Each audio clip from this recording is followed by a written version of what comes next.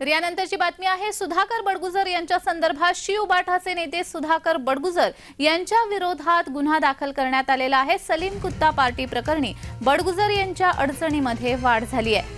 मुंबई बॉम्बस्फोट मधील आरोपी सलीम कुत्ता बरोबर पार्टी केल्यामुळे बडगुजर यांची चौकशी सुरू होती। नाशिकच्या गुन्हे शाखेच्या वतीने ही चौकशी सुरू होती। बडगुजर यांचे सलीम कुत्ता सोबतचे व्हिडिओ देखील समोर आल्याने खळबळ उडाली होती।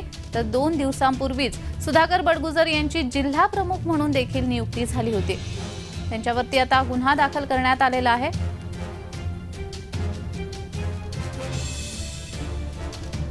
आठ वर्षानंतर बेकायदेशीर कृत्य केल्याचा ठपका ठेवत गुन्हा दाखल झाला आहे। राजकीय सुळवावणीतून हा गुन्हा दाखल झालेला आहे।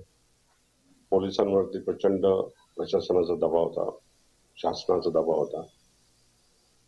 त्या दबावापोटी हा गुन्हा दाखल झालेला आहे। पण त्यामध्ये जे इतर पक्षाचे कार्यकर्ते होते त्यांच्यावरती पण गुन्हा दाखल झाला का